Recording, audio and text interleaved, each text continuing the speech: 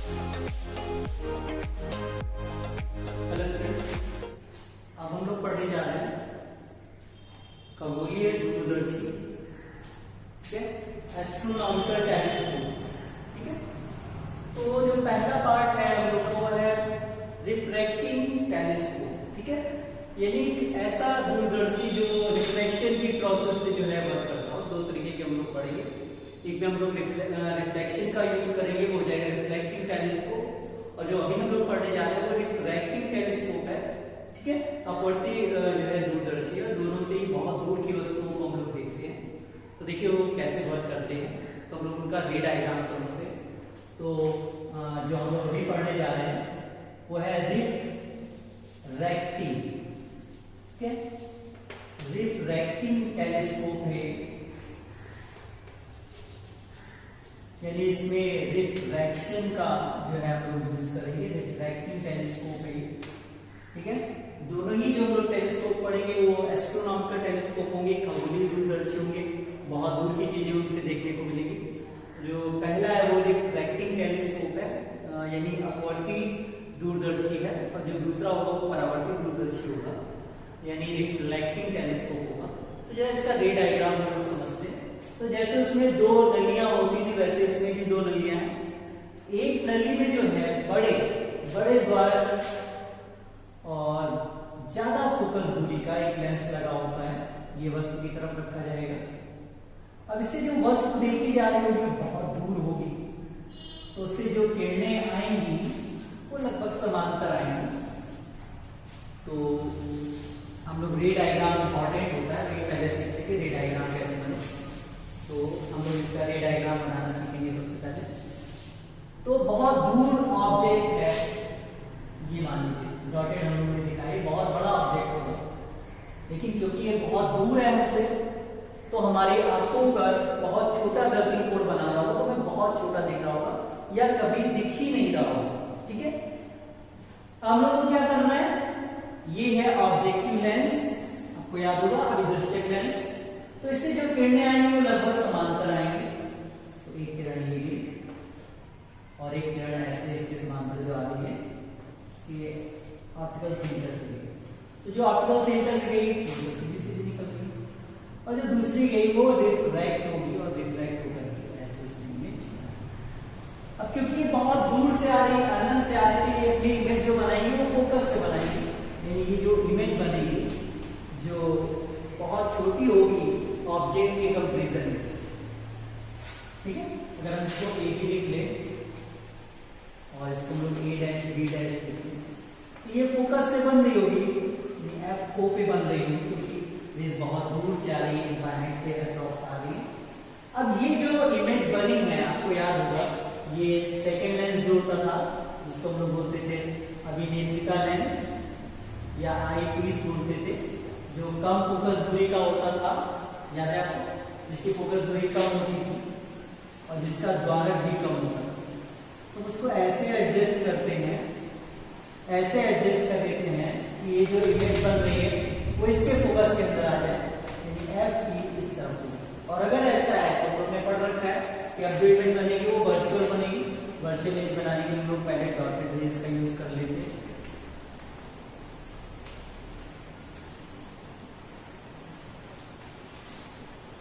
Image ये जो image बनी है आप देख सकते हो, ये काफी बड़ा दर्शन कोण जो है हमारी आईज पे बनाएगी, काफी बड़ा दर्शन कोण हमारी आईज से बनाएगी, जिससे वो जो ऑब्जेक्ट बहुत छोटा दिख रहा था या क्लियर नहीं दिख रहा था वो अब हमें क्लियर दिखने लगेगा। ठीक है स्टूडेंट, बाकी आपको याद है इन दो रेज को भी ऐसे हम लोग जो है रिफ्लेक्ट करेंगे, ये दोनों भी किसी पॉइंट पे जाकर के मिलने लगे, इसको रिफ्लेक्ट करेंगे। ठीक है, तो यहाँ पे आई होगी।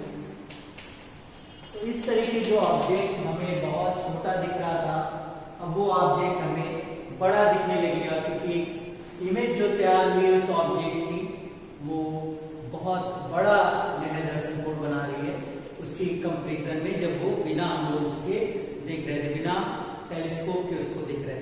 ओके स्टूडेंट्स, होप आपको रे डायग्राम अच्छे समझ आ गया होगा, किरण आरेख आपको अच्छे समझ आ गया होगा। अब नेक्स्ट हम लोग पढ़ेंगे इसकी मैग्नीफाइंग पावर कैसे निकालते हैं। ठीक है स्टूडेंट्स,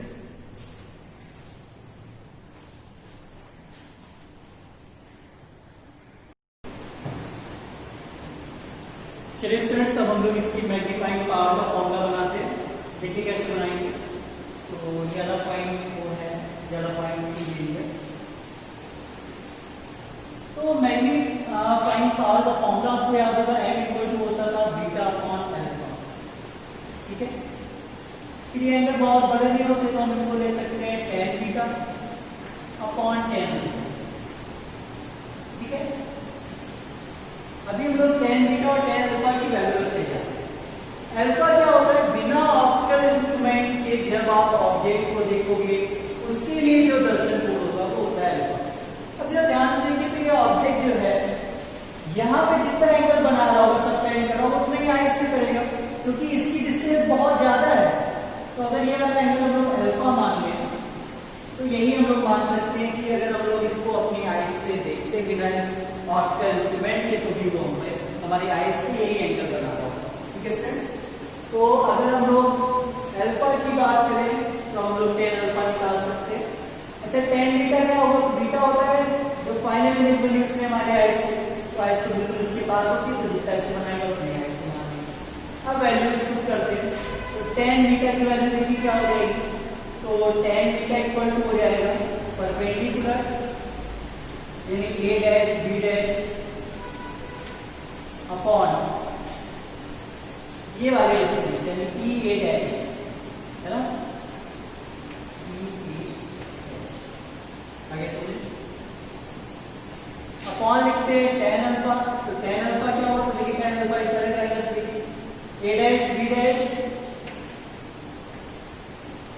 और अपॉन वाली चीज ऊपर चली जाएगी तो ऊपर आ जाएगा o a डैश, है ना, o a dash, o a। अब वैल्यू रखते हैं तो n का फॉर्मूला बन के आ जाएगा, पहले तो a dash b dash a dash b dash cancel कर दो। अब o a dash, o a dash, तो ये तो f o के बराबर होगी क्योंकि ये फोकस पे इमेज बना रहा था, लेकिन ये इस साइड है तो पॉजिटिव रखनी है, फिर इस साइड होती तो नेगेटिव रखनी। ठीक है, तो इस साइड है तो पॉजिटिव रखेंगे, तो m की m इक्वल टू या o a डैश हो गया f o upon e a dash. देखिए e a डैश, तो e a डैश ये इसके इस साइड है, इस वाले लेंस की बात कर रहे हैं, e a डैश इस साइड है, इस साइड है तो नेगेटिव रखेंगे, और e a डैश क्या है, इसके लिए ऑब्जेक्ट की डिस्टेंस है यानी u, तो माइनस u आएगा, वो माइनस बीच में लगा दिया। तो m का जनरल फॉर्मूला बन के आ गया minus fo upon u। Okay students, अब इसमें कंडीशन जैसे उसमें ली थी, केसेस हम लोग ने दो बनाए थे वैसे इसमें केसेस बना लेते हैं। अगर फाइनल इमेज जो है डी पे बन रही है, याद है आपको डी, है ना, स्पर्श दृष्टि की न्यूनतम दूरी यानी minimum distance of distinct region पे बन रही हो, तो देखिए क्या होगा फॉर्मूला, फॉर्मूला कैसे मॉडिफाई हो जाएगा, ये वाला m equal to minus fo upon u। तो जो मेन फॉर्मूला है हम लोग का वो है m equal to minus fo upon u। तो हमें यहाँ पे u की वैल्यू चाहिए होगी, तो फॉर्मूला लगाएंगे 1 अपॉन f, तो f हो जाएगा इक्वल टू 1 अपॉन v, तो माइनस v हो जाएगा, माइनस v तो माइनस 1 अपॉन u, तो u v लिखेंगे, वो इस साइड होगा तो माइनस v हो जाएगा। अब 1 अपॉन u का यहाँ से आपको फॉर्मूला निकालना है, वो वैल्यू वहां पे रखनी है, तो माइनस तो प्लस हो जाएगा, तो आ जाएगा 1 अपॉन f इक्वल टू, इसको उधर भेज दीजिए, प्लस का 1 अपॉन डी इक्वल टू हो जाएगा 1 अपॉन डी। ठीक है, अच्छा हमें वैल्यू किसकी चाहिए, fo अपॉन u की, हम लोग यहाँ से भी निकाल सकते हैं। ठीक है, fo अपॉन u चाहिए, तो देखिए पहले हमने माइनस डी को उधर भेजा तो 1 अपॉन डी हो गया, माइनस प्लस हो गया, तो 1 अपॉन u की वैल्यू आई 1 upon f plus 1 upon D. जब रखते हैं इस वैल्यू को, इसको हटा देते हैं,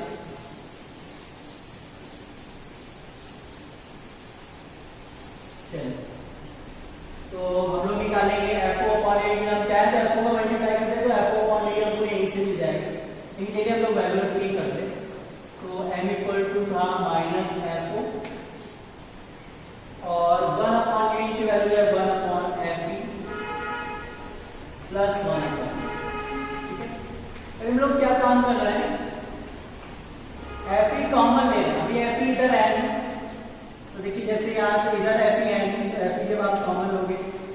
कॉमन चला गया तो मत जब यहाँ नहीं तो डिवाइड करते ऊपर पहुंच जाएगा आ जाएगा 1 प्लस एफ अपॉन ये वाला फॉर्मूला बन के आ गया। जब आपका फाइनल इमेज जो है वो minimum distance of discrete region पे बन रही है, इस पर दृष्टि न्यूनतम दूरी पे बन रही है। कैसे किया हम लोग यहाँ से 1/v की वैल्यू निकाली, माइनस जाके प्लस डी हो गया, तो 1/f plus 1/d equal to 1/v है, तो 1/v की डी उठा के रख दिया। फिर क्या किया, f कॉमन लिया, इससे तो कॉमन लिया, यहाँ नहीं था तो डिवाइड करना होता है कॉमन लेके, तो f ऊपर पहुंच गया, यहाँ हम लिया f अपॉन d। वो भी स्टूडेंट्स आपको समझ आ गया।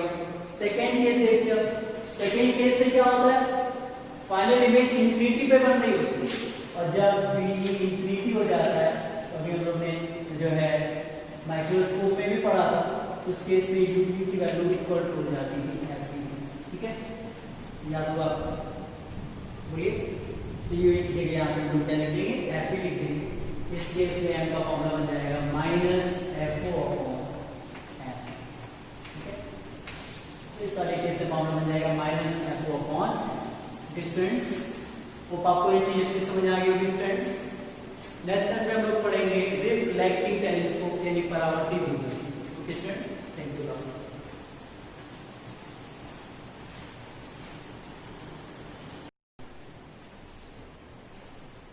हेलो स्टूडेंट्स, अब हम लोग पढ़ेंगे रिफ्लेक्टिंग टेलीस्कोप। ठीक है, रिफ्लेक्टिंग टेलीस्कोप, इसको हम लोग परावर्ती दूरदर्शी भी बोलते हैं, और इसका रे डायग्राम बहुत इंपॉर्टेंट है। कभी कभी केवल इसका रे डायग्राम, इसका किरण आरेख ही पूछ लिया जाता है, तो इसका जो रे डायग्राम है वो बहुत इंपॉर्टेंट है, मुझे अच्छे से समझना है। तो हम लोग पढ़े जा रहे हैं रिफ्लेक्टिंग टेलीस्कोप। अब इसमें जैसा कि रिफ्लेक्टिंग वर्ड आया, इसके बाद इसमें पक्का रिफ्लेक्शन हो रहा होगा, तो रिफ्लेक्शन के लिए यहाँ पे हम लोग दो मिरर यूज करते हैं। एक यूज करते हैं प्लेन मिरर और एक यूज करते हैं कॉन्केव मिरर। ठीक है, तो जो रिफ्लेक्टिंग टेलीस्कोप होगा उसमें रिफ्लेक्शन होगा, और रिफ्लेक्शन में दो मिरर हम लोग देखेंगे, इसमें यूज करेंगे। एक होगा प्लेन मिरर यानी समतल दर्पण, और एक होगा कॉन्केव मिरर यानी अवतल दर्पण। कभी कभी इसकी जगह हम लोग परवलयाकार दर्पण भी ले लेते हैं। अब ये बेटर है रिफ्रैक्टिंग टेलीस्कोप से, क्योंकि देखिए वहां पे जो हम लोग अभिदृश्यक लेते थे वो बहुत बड़ा जो है लेना पड़ता था कांच का, और लेंसेज मिरर के कंपैरिजन में महंगे होते हैं। ठीक है, तो यहाँ पर लोग लेंस को, जो ऑब्जेक्टिव लेंस था उसको हम लोग कॉन्केव मिरर से रिप्लेस कर देंगे। तो अगर कॉस्ट से देखें तो इकोनॉमिकली वो बेटर है रिफ्लेक्टिव टेलीस्कोप। और दूसरी चीज ये है कि जो इमेज बनेगी रिफ्लेक्शन के थ्रू वो ज्यादा चमकीली बनेगी, ज्यादा ब्राइट बनेगी। ठीक है, और क्रोमेटिक एब्रेशन वगैरह का जो डिफेक्ट होता है वो मिरर्स में जो है बच जाएगा। तो ये सारी चीजें जो है हम लोग रिफ्लेक्टिंग टेलीस्कोप में जो है दूर कर सकते हैं, इसीलिए ये बेटर है रिफ्लेक्टिंग टेलीस्कोप के कंपैरिजन। ठीक है स्टूडेंट्स, अब हम लोग बात करते हैं इसके रे डायग्राम की। तो हमें एक बात समझानी चाहिए, इसमें मिरर यूज होगा, एक कॉन्केव यूज होगा और एक जो कॉन्केव वाला होगा वही ऑब्जेक्टिव की तरीके काम करेगा। ठीक है, अभिदृश्यक की तरीके काम करेगा, जो ऑब्जेक्ट से लाइट आ रहा है उसको रिसीव करेगा। ठीक है, ऑब्जेक्ट बहुत दूर होते तो यहाँ पे हम लोग कॉन्केव मिरर को यूज कर रहे हैं, ऑब्जेक्ट से जो लाइट आ रही है उसको रिसीव करेंगे। चलिए अब इसका रे डायग्राम देखते हैं।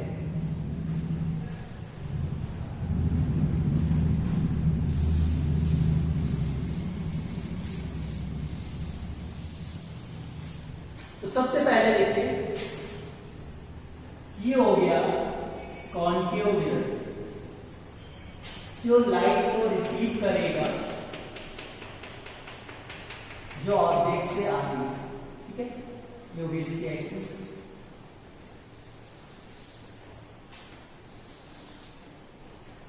तो ये है जो लाइट को रिसीव करेगा, ऑब्जेक्ट काफी दूर होगा, इससे जो लाइट भी आएंगे वो टॉप्स पैरेलल आ रही होगी, ये हो गई। ठीक है, तो ये लाइट को रिसीव करेगा जो काफी दूर ऑब्जेक्ट है वहां से आ रही है। अब अगर ये इनकी इमेज बनाना चाहता तो, क्योंकि ये बहुत दूर से इनफाइनाइट सेल है तो अपने फोकस पे इमेज बनाएगा। देखिएगा ये इमेज जो है ऐसे अपने फोकस पे बनाना, यहाँ पे इमेज इसकी बनाना। लेकिन इसके फोकस के पहले, ये इसका फोकस है, ठीक है, इसके फोकस के पहले ही यहाँ पे हम लोग एक प्लेन मिरर को रख देते हैं, ठीक है। इसके फोकस से पहले ही यहाँ पे हम लोग एक प्लेन मिरर को रख देते हैं ऐसे। तो जब प्लेन मिरर रख देंगे तो ये रेस टकरा के रिफ्लेक्ट होगी यहाँ पे। तो ऐसे में एक प्लेन मिरर को रख दिया और 45 डिग्री के एंगल कर दिया, ठीक है। तो ये प्लेन मिरर को रख दिया, ये कॉन्केव मिरर था। तो अब ये जो इमेज बन रही थी वो इसके लिए ऑब्जेक्ट कवर करेगी। तो अब ये उस ऑब्जेक्ट की इमेज तैयार करेगा। इससे रे ऐसे आई और इससे रे ऐसे। अब जहां पे ये इमेज बन रही है वहीं पे एक दूसरी नली में जो है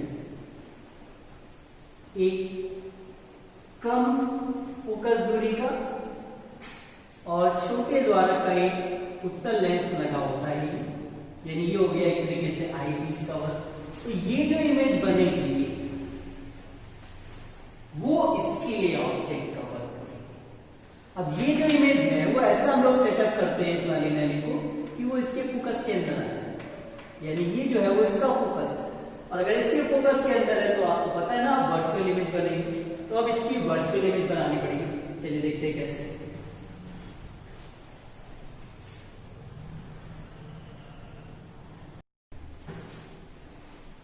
एक बार फिर से हम लोग समझ लेते हैं। ये था कॉन्केव मिरर जो ऑब्जेक्ट से आने वाली लाइट को रिसीव कर रहा है। ऑब्जेक्ट बहुत दूर है तो उससे पैरेलल लाइट नहीं जा रही होगी, वो उनको फोकस करता, यानी वो उनकी इमेज बनाता अपने फोकस पे। लेकिन इमेज बनाने से पहले, उसके फोकस के पहले लोग ने प्लेन मिरर रख रखा है कितने एंगल पे, 45 डिग्री पे। तो अब वो इमेज यहाँ ना बन करके वो रेस को वो रिफ्लेक्ट कर देगा, ये जो प्लेन मिरर है। तो जब वो रिफ्लेक्ट करेगा तो वो इमेज यहाँ बना देगा, ये इमेज इस प्लेन मिरर में। अब ये इमेज को हम लोग ऐसे, ये जो इमेज बनी ना, यहाँ पे एक और नली लगी होगी जिसमें एक उत्तल लेंस लगा होगा कम द्वारा का और कम फोकस दूरी का। उसको हम नली को ऐसे सेट करते हैं, ये जो इमेज बन रही है ना वो उसके फोकस के अंदर आ जाए, इसके फोकस के अंदर। और अगर ऐसा है तो पक्का जो इमेज बनेगी वो वर्चुअल बनेगी। कैसे बनाई जाएगी, एक ऐसे की पैरेलल, वो इसके फोकस से जाएगी और दूसरी जाएगी इसके ऑप्टिकल। अब ये रेस कहां बनानी पड़ेगी, आपको पीछे बढ़ानी पड़ेगी। जब आप इसको ऐसे पीछे बढ़ाएंगे, ये वाली रे को और ये वाली रे को ऐसे हम लोग पीछे बढ़ाते हैं, ठीक है। बढ़ाते हैं थोड़ी देर, देखिएगा ये इमेज कहां होगी, उसको ऐसे पीछे बढ़ाया और ये जो ऑप्टिकल सेंटर वाली थी इसको ऐसे पीछे बढ़ाया।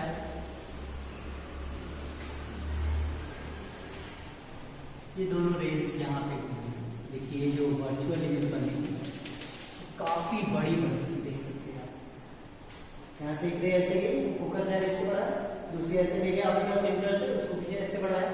तो दोनों रेस जो है वो यहाँ मिल रही है, देख सकते हैं आप। इतनी बड़ी इमेज जो है बन रही है और ये काफी बड़ा एंगल बनाएगी, विजुअल एंगल हमारी आइज पे। तो वो जो ऑब्जेक्ट है वो हमें बड़ा दिखने लगेगा, क्योंकि उसका विजुअल एंगल पहले के कंपेरिजन में, बिना इस ऑप्टिकल इंस्ट्रूमेंट के अगर आप देख रहे हो तो उससे कंपेरिजन में काफी बड़ा बनेगा। तो इस तरीके ये जो है इसका रे डायग्राम था और ये इसकी वर्किंग थी। आप देख सकते हैं, समझ आ गया होगा। इसमें देखिए दो मिरर यूज करें, एक कॉन्केव मिरर और एक प्लेन मिरर। फिर हम लोग ने एक और नली लगाई हुई थी जिसमें एक उत्तल लेंस लगा हुआ था, कम द्वारक का था, कम फोकस दूरी का था। उससे ऐसा एडजस्टमेंट किया कि ये वाला जो इमेज है उसके फोकस के अंदर आ जाए, या फोकस के अंदर आ गया तो उसकी एक वर्चुअल इमेज बनी, वो देख सकते हैं काफी बड़ी बनी। जब वो काफी बड़ी है तो वो बड़ा विजुअल एंगल सबटेंड करेगी, तो वो आपको बड़ी दिखाई देगी। इस तरीके जो है रिफ्लेक्टिंग टेलीस्कोप जो है उसका ये रे डायग्राम है परावर्ती दूरदर्शी का। वो आपको अच्छे समझ आ गया होगा। और ये बेटर क्यों है ये भी बात याद रखिएगा, क्योंकि जो मिरर्स होते हैं वो लेंसेज के कंपेरिजन में सस्ते होते हैं और उनकी जो इमेज बनती है वो ब्राइट बनती है। ज्यादा चमकीली होती है। तो जो रिफ्लेक्टिंग टेलीस्कोप है वो मच बेटर है in comparison of refracting telescope. तो आपको ये चीज समझ आ गई होगी स्टूडेंट्स। और ये जो प्लेन मिरर है वो 45 डिग्री का हम लोग अरेंज करते हैं। तो पहले इसने क्या किया, वो वाली इमेज का, वो वाला जो ऑब्जेक्ट था उसकी इमेज बनाता, वो इमेज इसके लिए ऑब्जेक्ट बनी, फिर इसने उसकी इमेज बनाई, फिर वो वाली इमेज इसके लिए ऑब्जेक्ट बन गई और इसने उसकी इमेज बनाई और फाइनल इमेज यही हमें दिखेगी। और ये हमारे ऐसे बड़ा एंगल सेपरेट कर रही होगी, बड़ा विजुअल एंगल सेपरेट कर रही होगी, तो वो जो ऑब्जेक्ट है वो भी बड़ा दिखाई देगा। तो ये इसकी रे डायग्राम था, तो आपको अच्छे से स्टूडेंट समझ आएगा।